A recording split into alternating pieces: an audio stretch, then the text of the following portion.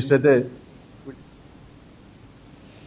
ప్రకాశం జిల్లా ఒంగోలులో 37వ రహదారి భద్రతా మాసోత్సవాల సందర్భంగా అవగాహన ర్యాలీ నిర్వహించారు. ఈ ర్యాలీని MLA Janardhan, joint collector Gopalakrishna, mayor సుజాతలు జెండా ఊపి ప్రారంభించారు.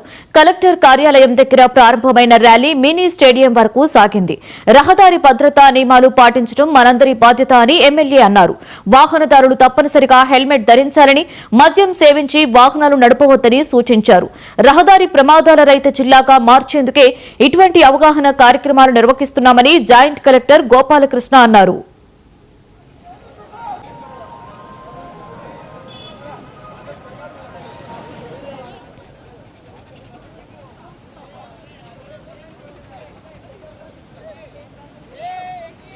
ఈరోజు ఈ రోడ్డు భద్రతా వారోత్సవాలు మనం 1/1/2026 నుంచి 31/1/2026 అంటే నెల రోజుల పాటు ఇది నిర్వహించుకోవడం జరుగుతుంది.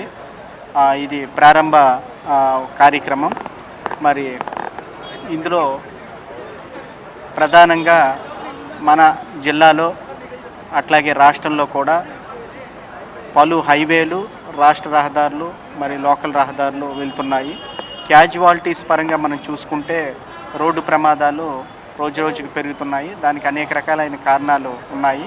వీటన్నిటి మీద కూడా ప్రజలకు అవగాహన కల్పించి ఆ అవగాహన ద్వారా ఈ రోడ్డు ప్రమాదాలు సాధ్యమైనంత వరకు నివారించి వితౌట్ రోడ్డు ప్రమాదాల యాక్సిడెంట్ను ఇచ్చేయడం కోసం ఈ నెల రోజుల పాటు వివిధ రకాల కార్యక్రమాలు నిర్వహించడం జరుగుతుంది. అందులో భాగంగా మరి ఈరోజు మొదటి కార్యక్రమం చేస్తున్నాము.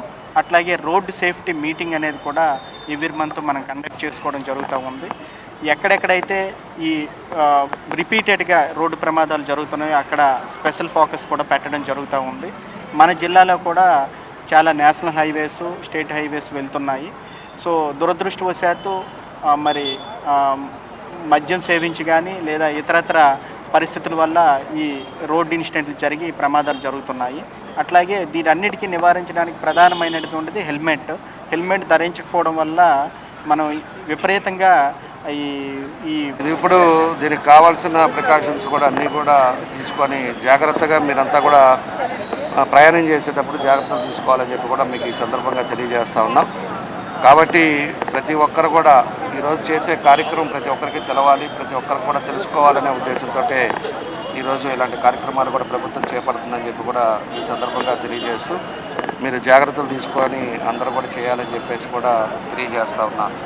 దానికి కూడా శిక్షణతో భద్రత, సాంకేతికత ద్వారా పరివర్తన అని చెప్పేసి కూడా దీనికి ఒక క్యాప్షన్ కూడా పెట్టి ఈరోజు ప్రజల్లోకి తీసుకెళ్ళడం కూడా రాష్ట్ర ప్రభుత్వం చేపడుతుందని చెప్పేసి కూడా తెలియజేస్తూ నా జేసీ గారు, అదేవిధంగా మా మేయర్ గారు, అదేవిధంగా అందరూ కూడా తెలియపరిచేది ఒకటే, అందరం మనం జాగ్రత్తలు తీసుకోవాలని చెప్పేసి ఇది ఇప్పుడు దీనికి కావాల్సిన ప్రికాషన్స్ కూడా అన్నీ కూడా తీసుకొని కృష్ణా జిల్లా మోపిదేవి గ్రామంలో